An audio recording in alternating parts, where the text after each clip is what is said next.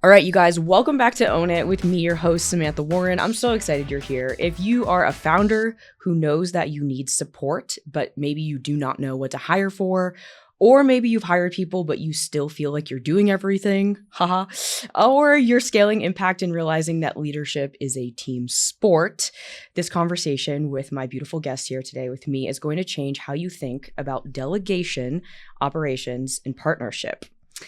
Today's guest is the person who spent years helping Simon Sinek run his world, not just his calendar. For those of you who are not familiar with Simon, he's one of the most influential modern thought leaders and speakers in the world. He's best known for popularizing the concept of start with why, which teaches leaders and organizations how to build trust, inspire people, and create loyal communities by leading with purpose instead of just products. His TED Talk is one of the most watched of all times, and he's the author of best-selling books like Start With Why, Eaters Eat Last, and The Infinite Game. Monique, my beautiful guest here today with me, she built her career alongside Simon around the invisible skill set that makes great leaders actually succeed. Trust, communication, delegation, and high-functioning partnership. And now she teaches entrepreneurs how to build a right-hand relationship that changes everything. If you've ever felt like you are carrying the whole business on your back, this episode is going to be so fucking juicy. Monique, welcome to the show. Thank you. Thank you. Best introduction I've ever had. I'm taking you with me. Okay. I'll receive that. I'm so excited you're here. I know that we met through a mutual friend, Jeff Packard. He'll probably be on the show at some point. He's Hopefully, amazing. He should be. Yeah, he's great. He's great. And once we connected, I was like, oh, we got that East Coast energy. Let's go. Yeah. I love the feisty. I love the all in. And then you started sharing with me your background and your story. And I was like, oh, we got to talk. We got to have you on the show. So and it's official. Here. Yes, you are. You're here. Okay, so I want to get right into it. I sense that you working along Simon, you weren't necessarily trained as this formal executive assistant and support person, air quotes, right? And I feel like you, this is my sense, owned that role in your own way. And I'm kind of curious, like, what actually do you think prepared you for a decade of working alongside Simon and helping grow his career, grow your career, working alongside one of the most impactful thought leaders in the world? What prepared me for that? That's a great question. All of the administrative positions I had had before, all the executive assistant positions I had had before, were just for executives. You know, I worked in the travel industry for a little bit. So working for a speaker, an author, a thought leader, someone who did what he did, nothing could prepare you for that. I don't think there's no class out there.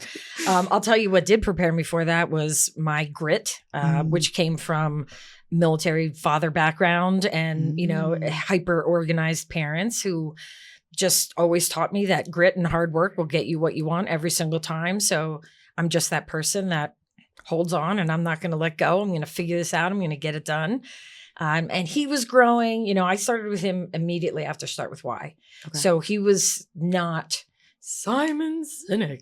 He was Simon Sinek. Yeah. So I sort of watched that trajectory and I can tell you every year was different. So none of the things prepared me for the next thing. He was like, do you want to do my book launch? I'm like, sure. I don't know. Let's Google it. I don't even know if I had Google at that time. It really sucks. But yeah, so grit. Yeah. Grit and East Coastness. Yeah. I think that's what subconsciously drew me to you. Once we got connected, I was like, oh yeah, you got that. Like, it's this level of like tenacity, edge, determination, resourcefulness of like figuring it out. And I do think that's what makes an amazing right hand. You know, I've not been a right hand to somebody, but I know that in finding my right hand, the thing I look for the most is like, how willing are you to figure it out? Absolutely. Because we all don't know what we're doing. Just fucking figure it out. Just fucking figure it out. And, we had a lot of ups and downs and I made a lot of mistakes, which in the beginning of working with him were horrible because I wanted to show that I was perfect as one normally does. And so all the times that I fell down that first couple of years, that was difficult. But once I really trusted Simon that what he was saying was true and that if you're not making mistakes, you're not trying hard enough. Or whenever we did make a mistake and come and tell him, he would say, good fall, try it again. So once I trusted that he meant it, that I wasn't going to get fired for making mistakes, a whole world opened up to me and I got to try so many new things.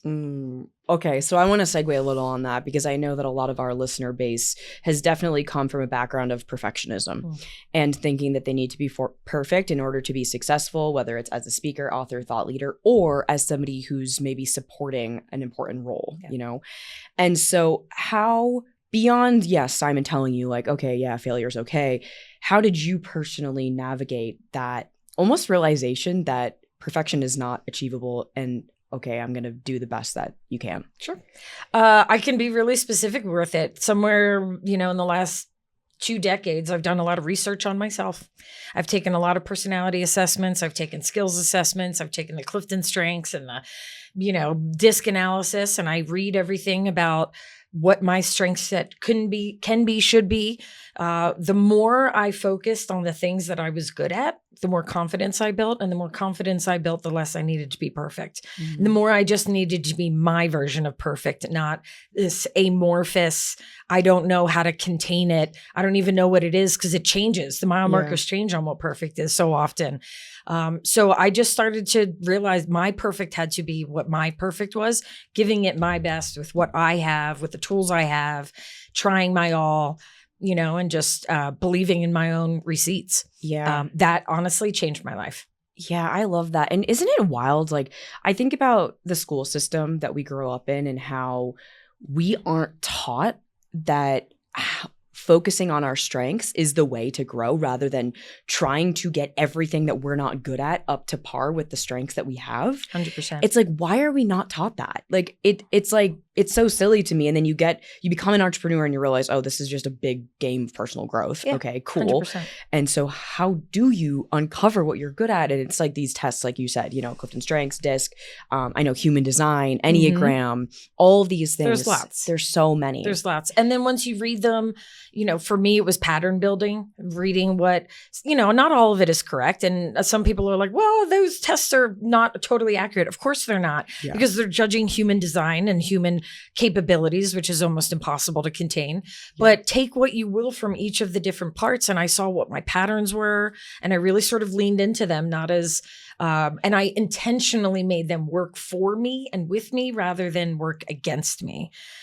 So for example, I found out that I'm a number 1 achiever in Clifton Strengths, which means that busy, love being busy and productive. I'm drawn by achievement and completion and all of that sort of thing, which used to stall me a little bit in the past because I was so quick to want to act.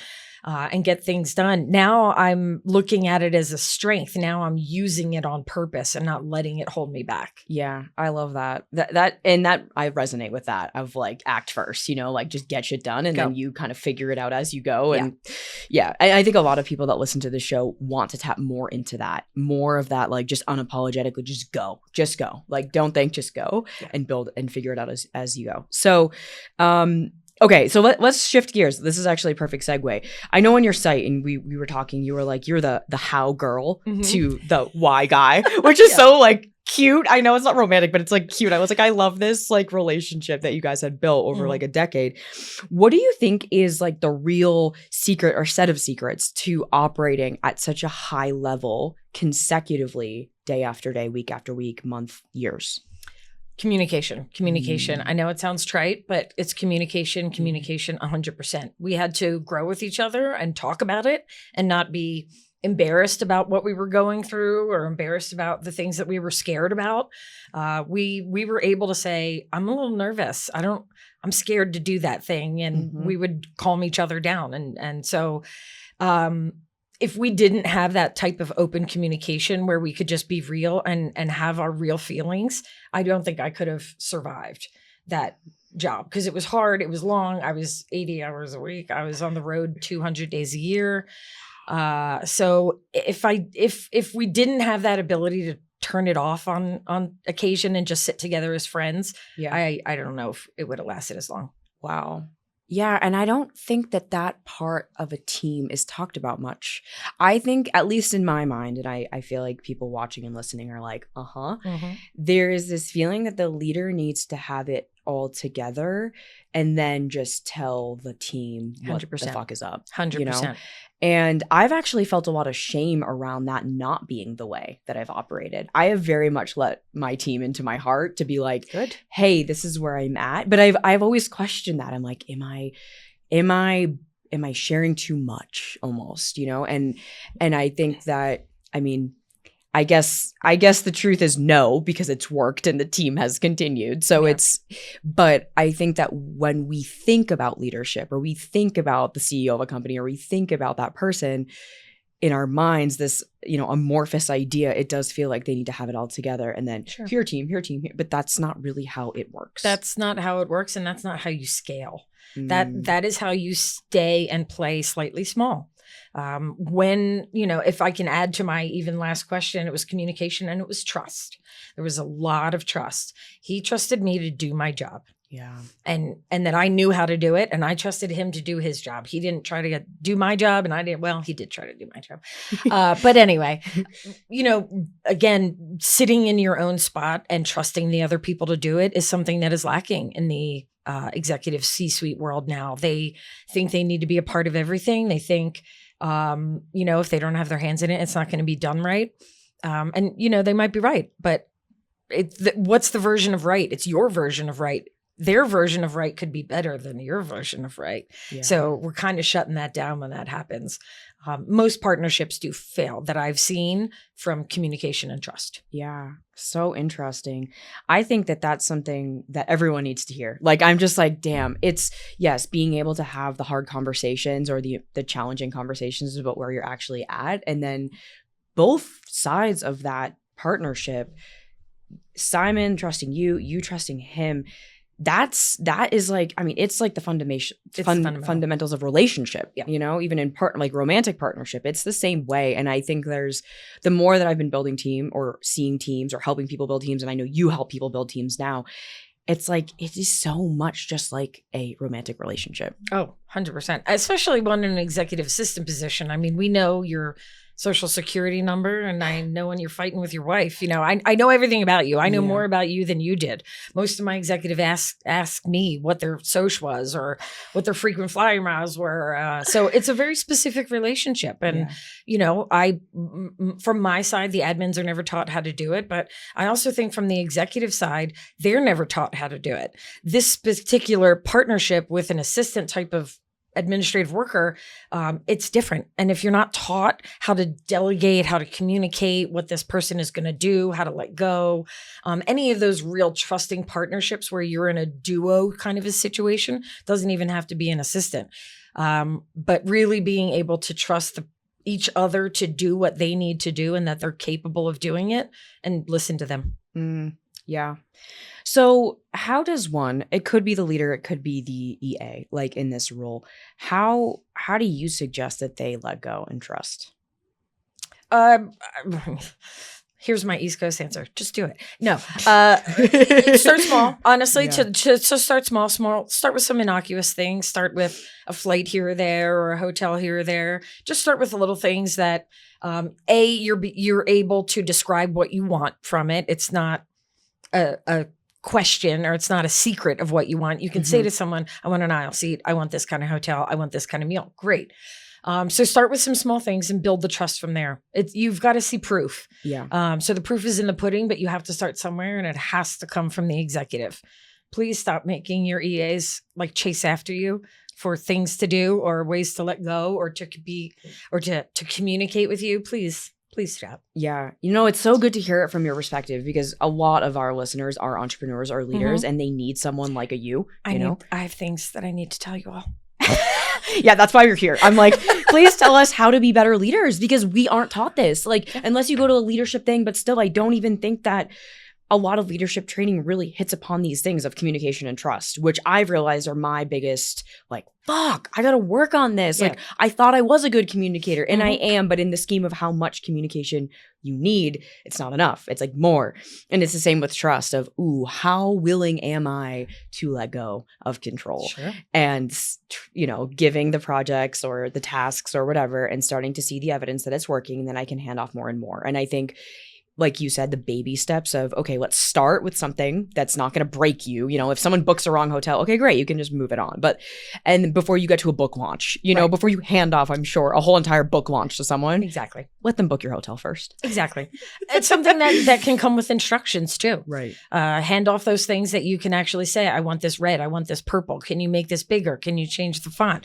I don't care what it is, but the communication has to come down of what you're looking for. What is that future state that exists? Yeah. This is what I say to my executives all the time. When you're talking to your assistant or your partner in your team, talk about the future state that you want. What does it look like? What does it smell like? What does it taste like? Like, describe what you want so deeply, but don't describe how you want them to do it. Because we do things faster, you know, smarter, more organization. That's just kind of what we do. So why interfere with that? Yeah. Yeah, right. Because that's why I would want you to be in the business, because I'm the misorganized, visionary, wild one. It's like, we need you and your genius. So let go of that part. Yeah. Let go of that part. Listen to the systems. You know, it's weird to have to say to people, your executive was hired to create systems and processes. And then every time she does, you rail against it and you don't want systems and processes. So which one is it? If you're going to scale, you need systems. Yeah. You need operations. Sorry to tell you that, but you can't work like loosey-goosey when you've got more than 10 people going in your org. You need some systems. Sorry. And she knows how to do it. I love that. Yeah, I think it's actually just understanding like who owns what. You know, I don't think that many leaders or the front faces of brands are taught that. They don't know. And so what I also like really appreciate about what you said is that if I was to give you, let's just say metaphorical you, the assistant, a task, you want me to tell you what is good, what's different, what's blah, blah, blah. And I think I can hear it. Literally, I can hear it in the listener's ear or voice, like, but I don't want to come off as annoying.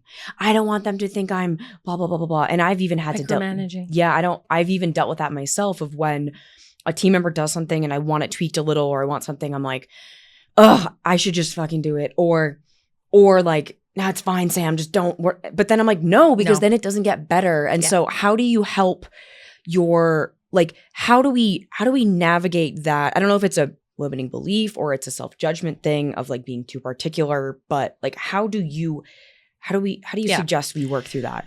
Particularity is not a problem for us. In fact, all of my executives, I preferred them to be very particular. That actually helped me narrow down what I could do for them. It's the ones that don't tell you nothing, and then you don't tell them you want it red, and they paint the wall blue, and you're like, why didn't you do it red? It's like, well, you didn't tell me.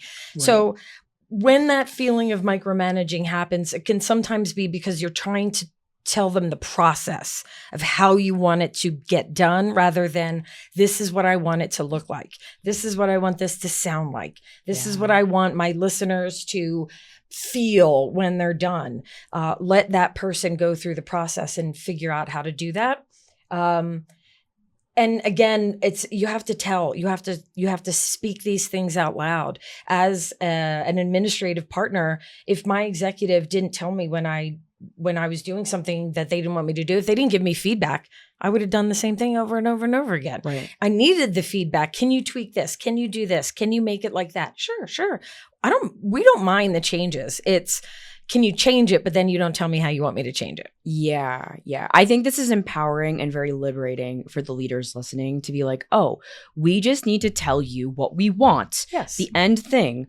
And then you just do it. You just work in your little magic. Words, in real words, in real words, not via Slack, not via text. No. Yeah. You need to tell me in real words if you want something specific through a vocal sensation, because this way I can hear not only the words that you're saying, but I can hear your tone. So I can pay attention to where you're emphasizing, because wherever you're emphasizing, that's where I should emphasize. I can see what part of this process is annoying you, because I can hear it in your voice. When you get louder, I can tell you're excited about something. So I need real words. I love this. Text. I don't think I realized how much emotional attunement there is on the assistant side or the administrative side, because I can imagine what it's working, like what it's like working for me or with me, right? Where I have so many fucking ideas, and I'm sure this is the way Simon was too, where I'm like, I want to do a million fucking things, blah, blah, blah, blah. And then my team's like, like backlash, whiplash. And so I use the voice text, or voice note, voice memo feature all the time, pretty much. I almost never text because I understand that if I try to, I think most visionary types are like this. If I try to get what's in my head into words, it will not be appropriately communicated. But if I just brain dump you a few minutes, you can listen on 2x and you can hear. And then you can run with it. So much better. I did it this morning because I want to make cue cards for the show, right? So I was like, oh, instead of printing this out on paper, which is fine, I want to have branded cue cards. So I voice noted over, blah, blah, blah, blah, blah. Team's like, oh, I know exactly what you mean. I'm on it. Get it to you by end of day. Great. Boom. A previous version of me probably would have been like, okay, so those things that TV, but like it just ends up fucking complicating it and it's long and it's like, let's just get to the fucking point. Yes. Time is of the essence. Written word, when we read written words in our own voice. So think about when you read something. I don't have your voice when I'm reading the email that you send me. I'm reading my voice, the email that you send me. Whoa. We use our auditory sense in our brains when we're reading. So we listen to our voices.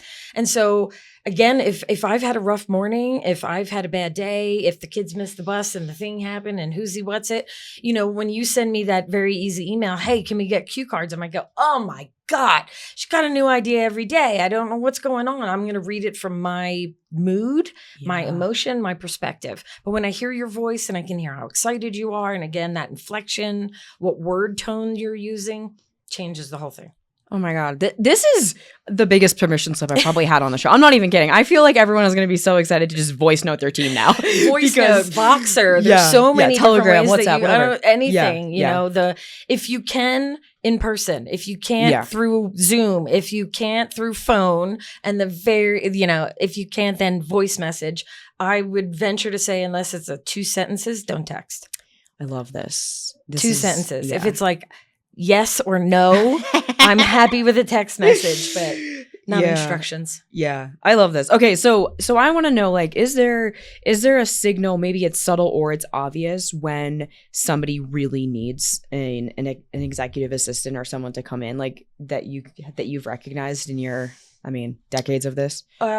Quite unfortunately, when I am working with my client, it's too late. They're a year past when they should have hired. To the entrepreneurs out there, if you're scrambling, if you're losing sleep, if you're not focusing on what you need to focus on, which is building the business, growing the product, building the network, whatever that might be, that is your vision. That is your baby. That's what you need to be doing. If you're doing expense reports and time cards and I don't even know, whatever it is, you're wasting your own time. Yeah. The famous quote is, if you don't have an assistant, you are one. So yes, is it an expense? 100%. But nowadays we're chameleon type of VAs these days. We're not the secretaries where all we did was kind of sit in a box. You have VAs now that are AI experts, that are social media experts, that are marketing gurus, that are Salesforce experts. We have a lot of dual capabilities, not only that administrative path, but we can help with other things. So hiring administrative help when you are at that 2, 3, 4 person, 5 person, I guarantee you're going to make that money back in 1 to 2 years. Yeah. When we talked, actually, when I was like asking you about your services and like how you help pair these leaders with EAs, I actually didn't realize, and I think this is a common misconception generally in hiring, that these people, these magical unicorns is what I feel like they are. They have certain skill sets that are specific. Like maybe there's somebody that's really heavy in marketing. They understand marketing and they can come in as both like director of marketing and admin, right? Mm-hmm. That is so amazing to know, because I think like when you don't know what you don't know, you think you need to hire like 8 different people in different departments when you don't actually need that yet. Yeah. And so let's just say someone listening here is a solopreneur. Mm-hmm. They are growing their body of work, their thought leadership, their speaking. Who would be the first person that they would hire? Would it be an admin kind of EA type with maybe a specific edge, or how do you suggest they go about that? Sure. I mean, it depends on the business. It really depends on the business model and what you're trying to build. I would always say it should be within the first 5 people that you hire. Okay. Certain businesses, 100%. If you're a speaker, if you're an author, if you want someone to help you promote books or promote your your thought leadership, I would say, yeah, then you might need an EA as your second hire because they can do all that back end work for you. And again, we're not like, for me, when you've done this so long, the fundamentals of the EA work are just, that's what it is. It's the fundamentals of what I do. What really makes me good at my job is all the other stuff. Like what? Well, I mean, for my grit, my tenacity, my resourcefulness, my ability to solve a problem just like that. I have no problem jumping in on hairy, scary problems and getting them fixed. It actually excites me. Yeah. I loved figuring out puzzles. I'm just thinking of all the things that just worked when I was with my past executives, and very few of them the emails were good. Yeah. I booked a damn good travel. No, it was like I redid the processes for an entire small business that they are still using today. That's amazing. So I can hear it. I can hear them all asking, yeah, but how do we find people like you? Because I think there's probably a limiting belief, and this is something I'm working through actively of, yeah, but can they hold me? Mm-hmm. Yeah, but okay, yeah. Great, Monique, great. But like, can they actually hold either the bigness of me or the chaos of me or the wild ideas or all the things without plowing over them? A lot of my people are very high achievers, high performers, and they are the master of their craft, and they want someone who they feel like can be a true partner and not just a little, here's the task, Sure. So first, the entrepreneurs need to know what they want. You need to do, if you're going to hire an admin, first you need to do the work yourself. I'm sorry to tell you that you need to do the work yourself, but you do. I need you to write down or somehow express what is holding you back. Specifically, not, I get a lot of interruptions. Tell me specifically, what is stopping you from doing the thing that only you can do in this organization, which is be the leader. Yeah. What is stopping you from being the leader? I want to know what all those things are. So I need you to be clear with the type of thing that you need. Again, not how it will be fixed, but what are the problems? Yeah. Just tell me what the issues are and I can come up with a solution. From there, when you're writing your job descriptions, don't write on there, calendar management and travel. What does that mean? Please don't redo a resume from 1984. Tell me who you need. Yeah. Do you need the kind of tenacious, I'm in your face, I'm going to tell you how I feel kind of a feedback? If you're the type of executive that has a lot of ideas and someone needs to corral them in some way, then I need you to say that in the job description. I need a handler. Yeah. I need someone who can tell me to shut up. I need someone who can tell me that, because what you're doing is when the person on the other end is reading it, you're automatically qualifying them or disqualifying them. So when I write my job descriptions, they are hella specific.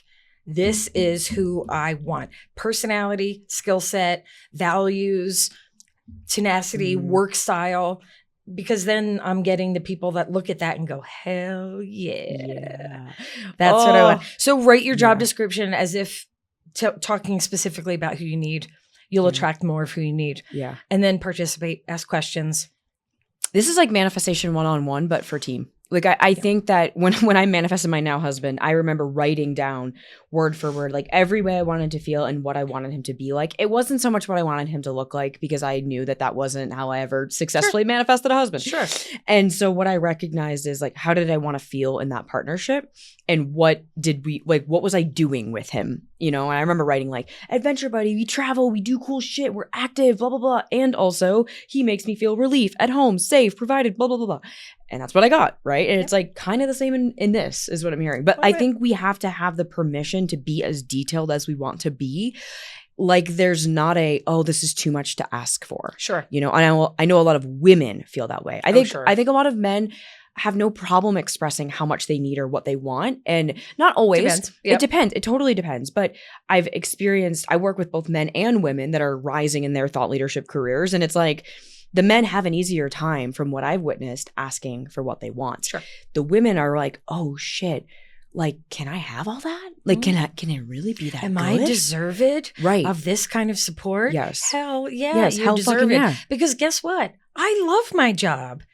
How dare you try and tell me what I should be doing? Like, I love what I do. The audacity. The audacity that you're going to say, should I ask this person to go get my food? I'm like, please, because you're a grumpy little bitch right now. And if you need food, I'm going to go get it for you. I'm fine to do it. Yeah. But don't not tell me and then get pissed off when I'm not doing it. If I can just say one thing to the entrepreneurs out there, when you're writing your job descriptions, when you're hiring your team, be specific.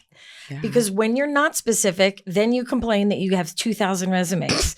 And then you complain when you're getting interviews and they're like, that's not what I wanted. She doesn't know how to ride horses. I need some. Well, you didn't say that. So if you want to make your life easier, be specific, be narrow. Tell me what your niche is. Again, not just technical skills. I need to know, especially for the administrative profession, who you are as a human. Yeah. What kind of human beings do you get along with? What are your friends like? This is what I ask my executives. This is interesting. Okay. Can we go there? Can we go there? So like you're saying that your executive would be like a similar personality type to your maybe closest friends, or tell me more. Similar or totally opposite. It depends on who they are. Ooh, okay. So again, I need to know what kind of people you get along with. Do you get along? Like I just closed a placement for, he's very direct. He's very fast moving. He's high talking. I needed to know that, when I talked to his team and they were all like, there's a lot going on with him. He's a lot of energy. I needed to know that. I 100% needed to know that because I need someone on the other end that's just like, it's fine. Yeah. Who can stand up to that kind of energy or have that kind of energy. I couldn't put someone mousy in that position. Right. But for another executive who maybe is quieter or, they have a different type of business where they're working on a nonprofit or with children or something, I'm not going to put someone loud and energy forward in that type of position. So I can't tell you it's always the same. Sometimes it's complementary. Yeah. Yeah. Cause I'm thinking about myself. Right. And I shared with you, I'm like, I'm on the edge of being like, okay, this is probably a role I need now beyond some other special skills. And I'm like, I'm very direct, blunt, can talk a lot, blah, blah, blah. And also there's times where I'm very like, sensitive, emotional, a little mushy. And if that other person can't read that and then comes off too strong, I back away. And so I think there's probably a person in the middle of there where it's like they're dynamic, where they're fucking go-getters, but then they can also kind of read the energy of, okay, we also need to, pull back a bit because also I think as women, like female CEOs, like it's just different. Like we have emotions, we have cycles. Like there's times of the month where I'm like, yo, just leave me the fuck alone. Again, I want you to tell me that. Yeah. I would rather have you tell me, when I ... here's what I need, ... Please tell me those types of things. I ask my executives those kind of things. I said, what do you do when you're stressed? One executive, she was like, I eat. And I was like, great. Not great, but that's something that you can tell your assistant. Like if I get stressed and you come into my office and I got a bag of cookies and I'm just hoarding them down, like take the cookies away, sit down and ask me what's going on. Like sit down, shut the door, close the blinds and say, what can I help you with? Yeah. What's going on? Like, tell me about what's happening. I could read those signs from my executives because they were open about it. Yeah. Oh, this is making my heart so fuzzy. I feel like it's making everyone's heart so fuzzy because I do think that this is like me. It's like just I feel like there's a collective sense of like, we're getting excited to bring on the person because it actually feels like a partnership. I mean, I could bore you with statistics all day. Like if you, with a successful partnership with an admin, you increase your productivity by 20 to 50% in the first year. 20 to 50% in the first year. So I could give you statistics, but I can also just tell you that when you have someone who's handling the machine behind you, it's easier to breathe. Yeah. It's easier to focus. It's easier to look for new clients. It's easier to build a business. Right. Yeah. So what I'm hearing is like self-awareness from the leader and the entrepreneur is really key in order to be able to hand off the role, the tasks, the whatever, build a relationship. Yeah. If you want a successful partnership, then yes. Yes. So are there specific, I know you mentioned a few of them, but are there certain things that the leader, entrepreneur should definitely know about themselves? Like these 3 or 5 things are things that we need to be able able to tell this prospective hire or put out, in our job description so that they are able to better support us? It sounds like, okay, how do you handle stress is a big one. Yeah. What are some other ones? What are your goals? Mhm. And I want real goals. Like, how do you want to build a business? How many clients do you want to get? So tell me what your goals are. Tell me about yourself as a human being. I want to know your quirks, what kind of coffee you like, and, be honest with the way that you handle things. What happens when you're stressed? What happens when I'm excited? What happens when this is the type of support that I need? Values are huge. I think your values are huge. You really need to align on a values alignment to make sure that you have that. What else would you need? Just the ability to listen. Yeah. I want an executive who will actually listen to me when I give them suggestions on how to make things more efficient. Yeah, I love that. Okay, you guys need to go rewind that, write this down, and actually start answering these, because it's it's like one thing to communicate. Yeah, it's. I think it's really it's one thing to know all this, but it's another to actually integrate it. And I'm really gonna suggest you guys listening re-listen to this episode with a notebook, because that's what I'm like. Oh shit, I'm gonna re-listen to this episode with a notebook, because it's not just this is not just a feel good episode. This is real practical action that we can take, as leaders and entrepreneurs. And I'm so grateful. You're pulling back the curtain, and it's so cool to hear it from the other perspective, because we have a lot of other leaders on this show, and so it's easy to be like, yeah, we have all these ideas and we do this and blah blah blah, but we also need to know how the other person can be supported and can support us. And hearing it from you of you just need to know how to support, and then you want to show up and do your best fucking job. Yeah. And tell me, and be honest with who you are. Be honest with the type of mood you're in. Tell me the things, because then I'm going to see patterns too. And then may be able to get ahead of you at some point and prevent those stresses. Because when I'm watching what's stressing you out all the time, I'm going to figure out a way to get in front of that. Yeah. But if you're not honest with me about all that's happening, again, I'm a broken record, but communication, in all of my placements that I've been doing since I've had my company, the number one reason these don't work out is because the executive doesn't communicate, misses the one-on-ones, doesn't call. They don't talk to them for 3 weeks. Why do you think that is? I have some thoughts, but it could be a number of reasons. Particularly, they don't respect the position.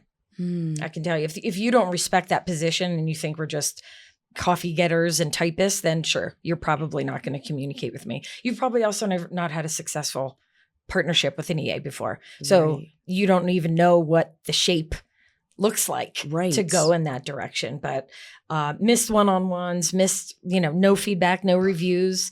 I have executive assistants that have been working for their executives for 2 years, and they still say, I don't really know them. Wow. I don't know anything about them. Right. And I can assume that, we all want to be working on something bigger than us. And so if we don't feel like we're actually connected to the thing that's leading the bigger thing, I would imagine I would want to tap out. Yeah. Yeah. It's hard. And I'll be honest with you, my recommendation is leave. Yeah. We can't do our jobs unless, I say, a lot of executives think that we're like lamps. You bring us into your office and you plug us in and you turn us on and we work. And we're like, woo, we go. But we actually plug into you. So if I'm not getting power and energy and communication and ideas from you, my light ain't going on. So when we're not working, it's usually because the partnership isn't working. Yeah. So this is a reality check for the leaders and entrepreneurs, how you're actually communicating with the team and how you're allowing them in. It also seems to me like there's a level of vulnerability required from the leader that is something this is my own personal edge right now, is realizing how vulnerable I need to be in order to grow what I want to grow. It's and scary. It is. It's it's like dating, and then you end up being like, fuck, I love this person. Fuck, or just remember being like, God damn it, go, this fear of commitment or fear of being seen fully, fear of intimacy. These are all things that obviously impact a business and impact a leader. And I think it's being able to do one step at a time. One step at a time. Just as in a relationship, if you're uncomfortable with being vulnerable, just do one thing. Tell them one story, talk about one relative. Baby step your way in. The pendulum doesn't have to swing. Yeah. Again, talking about things that aren't taught in school. Communication, feedback, how to be vulnerable. These are things that I wish I knew. I know. One of my other visions alongside everything I'm doing here is to contribute positively into the school system of like, what are the actual like life skills that our children, the children of our future need. And one of them is communication, because I just didn't really learn that growing up, Yeah. I was definitely taught vulnerability is weakness, don't have feelings and blah, blah, blah. And I've worked through that a lot, especially I think being in a marriage now where I am in a safe relationship where I can share all that. And I do feel very vulnerable and like safe in that vulnerability. I think when it comes to work, I was just modeled like, have it fucking together. And if the person is not doing the right thing, like goodbye, rather than let's just have a conversation to see what the fuck is up. Yeah. Because it's likely that they're not trying to not be good or whatever. It's just they might not know, or we might need to have a new negotiation or a new way that we work or whatever it is, It's like, I think there's a quote, I forget who said this. If you know, please let me know, because I like to give them credit. It's like, the quality of your life is determined by the amount of uncomfortable conversations you're willing to have. 100%. And that obviously, I mean, that's pushing the boundaries. We talk a lot about boundaries and, mental health and all these things. We have to know who we are. We have to understand that. And again, there's no class in elementary school called How Do You Have a Fight with Your Bestie and Still Be Friends? Right. Why isn't that a class? I know. Why isn't appropriate feedback? But if you're going to build a business and be more than a solopreneur, the vulnerability is going to have to come at some point. Yeah. If you keep that door closed, you will only grow so far. Now, it's not to say you won't be successful, but there's going to be a limit. There'll be a cap. Because you're not going to have the passion from the team behind you. If you're holding everything behind closed doors and really close to your chest, your team is going to turn over and you're not going to have the passion from them that you would. Right. And just from like the nervous system, like being able to hold the vision. Like a lot of people listen to the show have a big vision. They want to make a lot of impact. And it's like, there's probably some belief in there they need to squash around. Like, I got this, strong, independent woman, blah, blah. It's like, no, fuck that. Like, it doesn't work. We need team. Like, it's just what it is. It's inevitable. And to find the people that are going to be able to help you, you have to communicate what you want, what you need, completely unapologetically. Yeah. And I got this with the strengths that I have. Yeah. With what I do best, with the things that I need to produce. I hella got this. And I want that from my entrepreneurs. I want you to keep doing that. But I got this to everyone else's job. Yeah. You can't be good at everything. Yeah. I mean, then you're an inch deep and a mile wide. And who wants to do that? If you're putting your hands in everything, you're slowing the entire team down.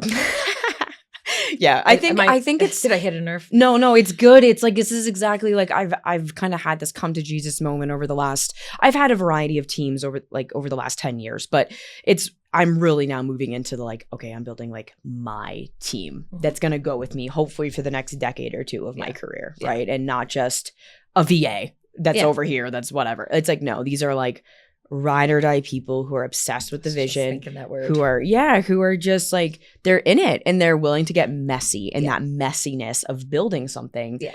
And me coming to terms with the fact that I don't know so many things and I'm not good at so many things. I'm really good at certain things and owning that, which is why the show is Own It. It's part of the message of what I'm here to say is like, we can't be good at everything. It's not how we're wired. Yeah. And I think it's divinely time. It's divinely designed so that we have to be in partnership and collaboration to build things. It's like part of us as like, the like mycelium network of like how everything's connected and blah, blah, blah. It's like, hello, like that is why businesses will never reach their full potential without the people that are going to help bring them to life. Yeah. If you're not ride or die, they won't be ride or die. Yeah. It has to come from the leader. It has to come from the top. Yeah. If you want your team to be ride or die, but you don't communicate with them, you're not going to go anywhere. Yeah. And you're just not going to get the ride or die.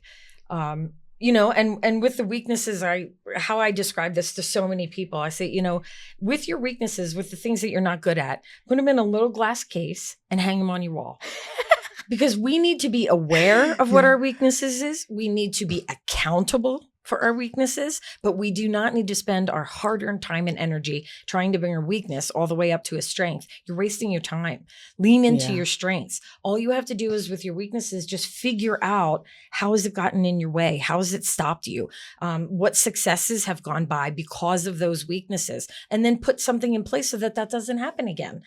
Remove yourself from those types of situations or ask different questions when you're coming into it. We can't ignore our weaknesses. We have to know about them. But again, we have to take accountability for them so that when we're put in a situation that doesn't tickle our strengths, that we're not outwardly pushing that emotion onto others, that we're just sitting within ourselves and saying, this is not where I shine. It's not where I shine right now. So I'm going to sit here and smile and, think about what kind of ice cream I want later. Like, it's just not, so I'm not yelling at other people when I'm in an uncomfortable situation. Yeah. Yeah. I feel the sense of like, I can imagine that everyone listening right now is like feeling a sense of relief that they actually don't have to be good at everything. And the sense of like, there's other people who are so fucking good at the things you're not good at, and that they actually do want to be on the team and help you and use their strengths. And then we come together. It's like the puzzle pieces, they fit together and it's a stronger unit and blah, blah, blah. So, and if anyone wants to kick ass at their jobs, it's administrative people. So cool to hear that. Those things. Yeah. We love accomplishment. We love doing these things. So I hear it from my admins all the time. They're like, I'm bored. I don't have anything to do. And I'm like, that your CEO is wasting your salary and you are bored. You are Googling things all day. You are on Facebook. And it's not because of her. It's because the executive isn't giving her anything to do. Yeah. She's like, hey, I'll help with the board meeting. Nope. Hey, I'll do the thing. Nope. Hey, so the control freak. That's the cock block. You're wasting a whole lot of money on someone who's just sitting there. Feed us. Yeah. Feed me, Seymour. Yeah. Want things to do. AKA stop cock blocking your own success. Stop cock blocking your people, especially your admins. Yeah. Who are you to determine what I want to do and what I don't? You don't know me. Yeah. Don't tell me what you want, what you think I want to do, I and love this. What's not. You don't know me. Yeah. You don't know me? Get out here. Ask me. Do you want to do this kind of thing? Yeah. That's what a lot of my executives. Simon was like, do you want to be involved in the book launch? I'm like, skippity do, I do. And he was like, great. Call me, tell me know what you need. And I was like, wait. I need more than that. But that's amazing. But say, hey, what do you want to be involved in? What do you want to do? Yeah. What's kind of the biggest like curveball he threw you, like in terms of projects, like things that maybe it was the book launch like that, or like what's the thing you're the most proud of like pulling off with him? Oh, God. The Together is Better book, that quote book. It's a kind of a book of his tweets that was hand-drawn. There were so many elements to this. It was hand-drawn by an artist. We had to pick out the right tweets. And then somewhere about 70% of the way through this book, he says, I want to make a scent that's called optimism, like a cologne. Oh, my God. And I've never looked at someone like they had 4 heads so bad in my entire life. No, we have to have this book scented. The book scented. The book is scented. No shit. Scratch the pages, people. The book is scented. So you had to figure out how to do that. I had to figure out how to do that. And never has a quote book gotten on New York Times bestseller list.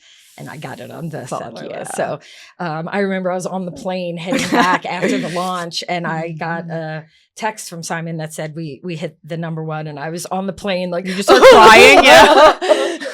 Oh my God. So yeah, somehow we got it scented, we got it hand drawn, and we got it on the New York Times bestseller list. That is so cool. It was a miracle. I feel like it's so cool. Obviously, he's had such a crazy and incredible career, but right before we, went on air, I brought the book that I had. I read this in 2019, and I was thinking about the fact that I think him and probably like Tim Ferriss, I had signed up for their email lists. He sends out like a daily thing or a weekly thing, I forget. Now, I never thought of it then, but I always resonated with this content, and I'm like, I bet you were involved in all the things I was consuming at the time, and how cool it is. How fucking meta is it that you're here in the studio right now? Well, to be fair, these were all Simon's ideas. He's For a sure. Genius. He's a super genius. Yeah. And the concepts that he came up with were all his. We just built the machine behind it. Yeah, yeah. But it's really cool seeing the behind the scenes, because as humans, we see these like physical manifestations, like a book or a TED Talk or whatever, bestseller, and we all want to know, well, how did that fucking happen? Yeah. How did a little boy become a man who became a speaker and one of the most influential thought leaders and an author and a this and a this and a this. And it's like, well, he didn't do it by himself. He didn't do it by himself. Yeah. There are very few people who get to that point who do it by themselves. Yeah. And most of the people who really get to that point constantly talk about their team, which is something that Simon does, which is something that Tim Ferriss does, something that Mel Robbins and Brene Brown do. Yeah. They all talk about their team. It's not a solo championship. Yeah. I love that. Okay, last two questions. I am excited because you've obviously gone from being a number two, or like what I like to call it, like B-roll. Like your B-roll for the A-roll. The A-roll is the shining star, and the B-roll is the one supporting. And now you are A-roll in that you have your own company. You're the face of your brand. You're helping executives pair with assistants and all of that. So kind of tell me about that identity shift of going from behind the scenes to the front. Well, I wasn't really behind the scenes with Simon. I was pretty out there, I'll be honest with you. Cool. I traveled with him everywhere. So I was sort of the cornerstone and the face of how to get things done through him. That wasn't the way with all of my executives, of course. Yeah. But the most challenging part about this is like, I don't necessarily have the skill set to run a business, like the strategy and long-term vision. And, I want to get 10 more recruiting clients this year. What's the strategy in order to get there? I am a doer. I love doing my work. And so I think one of my biggest problems is I tend to do that. Like I focus and do my work rather than focusing on the business. So I hired someone. I don't have that skill. I hired a chief marketing officer. Hell yeah. And hell's bells, I can't live without her. Yeah. She's like, how about we do this? I'm like, I don't know. Great. That sounds wonderful. Yeah. Wow. Please. Very cool. So you're the living embodiment of your work. I'm trying to be. Yeah. An assistant will come at some point. I'm definitely going to need someone. It's the recognition that you're not good at everything and that you need people. Yeah, we all need people. Yeah, I'm on the opposite. I'm having a hard time being the CEO. Yeah. I have a friend who just shared with me that her default is doing an execution and building. And we were like doing a little masterminding this weekend. Her name's Amanda McShane. She's amazing. And we were talking and she's like, yeah, I think I just default into the doing. I need to zoom out and go bigger with the vision. I'm like, yeah, you need celebrity this and this and that. Like, just giving her all the ideas because that's my genius is like the big picture and how do we grow this and get it better and visible. And she's like, fuck. You're right. And I'm like, and I need you to get in here and build my shit because I am not a doer. I am not a doer. I'm a strategy, vision, the idea, and it will work as long as it gets built. But my problem is So I call this partnership, you were saying like number two or the behind the scenes.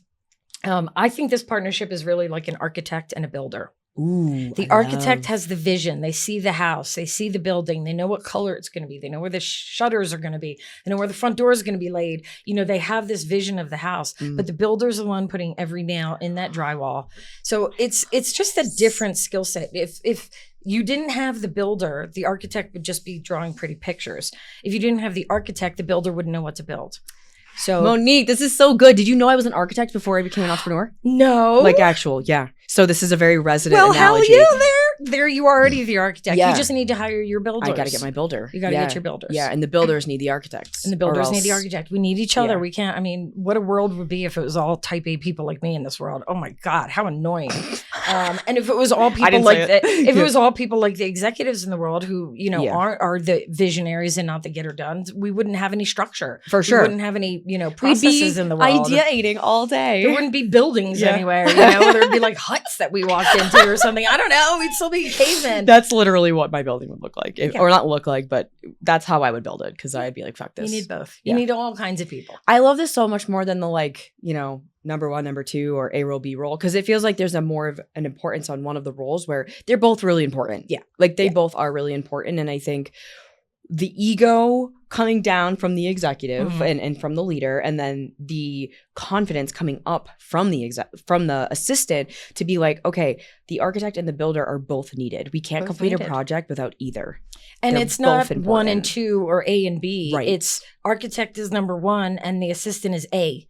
They're both the best just at what they language. Do. It's just different, It's not one and two or it's not a subservient position. It's I need something to plug into. I need my lamp to plug into something with energy and thoughts and visions so that I can execute on them. Yeah. Yeah. Like the right hand or the ride or die. It's like when you think about your partner in a relationship, it's like you're not thinking about the person you go to bed at night with as less or more than you. It's like you guys just are different partners. Yeah, you're partners. Yeah. You enhance each other. You make each other's skill set better. Yeah. And that's what your assistant should do for you. It should make you a better person. I love that. I love that reframe. So good. Okay, my last question for you, because I know we could talk for like hours, which is the best. Let's keep going. Like, let's go. So my show is called Own It, and one of my personal missions is to help people own their genius, their skills, who they are, who they're not, etc. And also their edge. Like, what are they coming up against, right? And maybe you're in some sort of a discomfort zone, as I call it, where you're stretching into that next evolution or identity or whatever. So I'm curious, where are you currently owning it in your life, in your business, in relationships, really anywhere? I would say on the professional side. So it was funny when you were saying now me being the face of the business. I for so long thought my value lied in what I did for a living, in my profession, in my job, how I was helping. So I concentrated on that for so long that a lot of the content I want to put out today is about what I can do to help you, how I can solve a problem.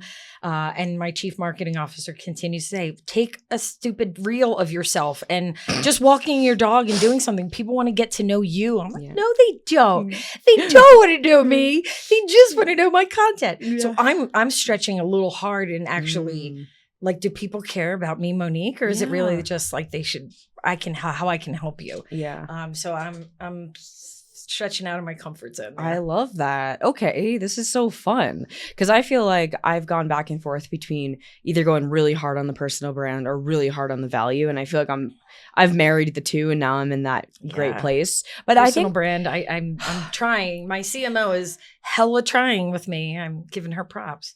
I mean, I think it is challenging when you get all your validation from what you do, you know, and then you realize like, but it's not just about that. It's like who you are. You know, if you were a boring, dry ass person, you wouldn't be on the show. To be honest, I wouldn't care that you've done what you've done and you built what you built. Like, you have a personality. I thought you were cool and interesting, and I knew we would have a good convo. So it's who you are. Like, and I recently had, maybe it was actually a year ago, I think I was like on a hike or something, and I had this little like channeled nugget that came through, and it was like, I want to be known for who I am, not what I do. Yeah. And for so long, I thought I wanted to be known for what I did or what I could help people with, which, yes, of course, I want to fucking help people, because that's the whole point of this. But also, when I go to the grave, like, what's going to be my obituary? I hope it's that, like, I made people laugh and, like, inspired them and gave them real, you know, I made them their life better. Yeah. Like, I just want to be that, you know? And I think when we realize, like, oh, we can share a video of, like, I shared a video this morning of me, like, I was like, dude, I slept 11 hours last night. Like, I actually did. I was feeling like shit yesterday, and I'm like, I'm going to bed at like 8:30 or 9 o'clock, and I'm just sleeping. Great. I didn't get up till 8:30 in the morning. And I was like, what the fuck? Just one on my story talked about it, you know? The amount of people that just respond to being excited about me sleeping. Like, I hear this, and I know it intellectually, and people tell me this all the time, and then I'm walking my dog and I'm about to do something and I go, no, I can't. Oh, okay, so I'm challenging you on air then. You got to do it once a day for the rest of the year. Done. Once a day? Once a day, baby. This is how you get over any fear. If you can literally help Simon and do all this shit, like, you can fucking make a video 10 times and record my own video. Right. You make me a bestseller. I'll challenge you to go face the camera with your dog. Yeah. I mean, I don't know what's harder, but I know. It's this is all upbringing issues and being told you were great for what you did, not who you were. And so, we're all working through all of our trauma our whole lives. And unfortunately, I'm still working through that one. No, and I think it's a very common thing for everyone, like, for all leaders. Like, we all think, like, who cares? Like, literally, who cares? Who cares that I slept 11 hours last night? I'm still confused as to why people care, but they seem to care. And when you start getting more validation on who you are, you start realizing, oh, well, we have to bring in the creativity and the fun and the just for the fuck of it side of business. And then, we can fuck shit up and do awesome stuff, but it is both, you know? I hear you. Challenge accepted. All right. My CMO is going to be pissed if I do it after you tell me, and she's been telling me for a year. No, it's good. It's good. Because I challenged you on air. Now it's getting, like, aired to, hell. I don't know, millions. And I'm a perfectionist, so I'm going to have to do it. Now you got to do it. Now you got to do it. I just don't know what's exciting about me. Like, what I would talk about. Okay. We'll wrap it up with this. We're gonna figure out what's exciting about you. What's your, like, day to day like? Like, what do you enjoy doing? Honestly, I love working. I know it sounds weird, but That's I fine. love working. I find so much joy in what I do Yeah. that I absolutely love doing it. I'm a very routined person. So tell me about your other routines. I mean, I'm such a routine person now because I had no routine when I was with Simon. I was constantly on the road. I was constantly in a different place. I was living out of a suitcase constantly. So, I get up, I walk my dog for an hour and a half. I have the breakfast. That's I have nice. The coffee. I do That's a a spacious walk walk in the morning. Yeah. Okay, I need that's to get a it out. time. That's a time that you definitely just go in your stories and show people. Do that every day, seriously, for the next year. Really? Once a day, people will start waking up and wanting to watch your story of you on your dog walk. Oh, she's so cute too. I know. See, look, you're excited. What's her name? Birdie. Birdie? What kind of dog? Kind of a mutt. She's a black-mouthed cur. don't even They know. have really black snouts. They kind of look like shepherds. See, now but you really have dark to do it snouts. because I need to see her. She's adorable. I have a shepherd husky. She's a foster fail during COVID. Oh, so Thank God. fresh. Yeah, see, who doesn't want to see dogs? You know what I mean? I know. I want to see I it. get you. I'm going to stalk you. I'm going to DM you every day. I know. Yo, bitch, where's your dog walk? Well, I didn't grow up with social media. I'm of the older generation that I didn't have a computer until after I left college.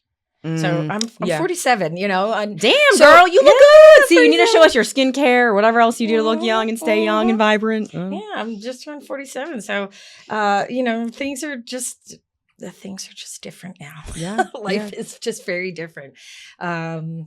So yeah. Yeah, I think it's just a habit. I still have to get into it too because I'm used to the same as Yeah, you. Like yeah. I think just I'm the not a achiever in scroller. us. I'm not either. just like I don't doom scroll. So Yeah. I'm like, why does it? I don't notice that other people do that. So I'm like, who wants to I feel the see this same. kind of I thing? I I spend don't do this. I looked at my time limits on social, like screen limits recently on social, and I was like, I spend like 30 minutes a day on Instagram, and that's usually posting and engaging with who comments on whatever.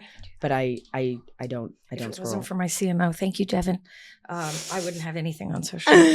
Well, I mean, I've been creating content for the last 10 years, so it's a little different. But I'm challenging you to I do know. that, and then do like a face to cam. I always try to get people to Okay. get outside their comfort. It's literally like there's nothing better than actually being in the room with someone than doing that. Because then they're like, oh, who's this girl? Okay, cool. She's so cool. Yeah. But I have so many blunt thoughts. That's from what we Philly, want. And I'm We blunt, want and the blunt. I say things that not everyone likes.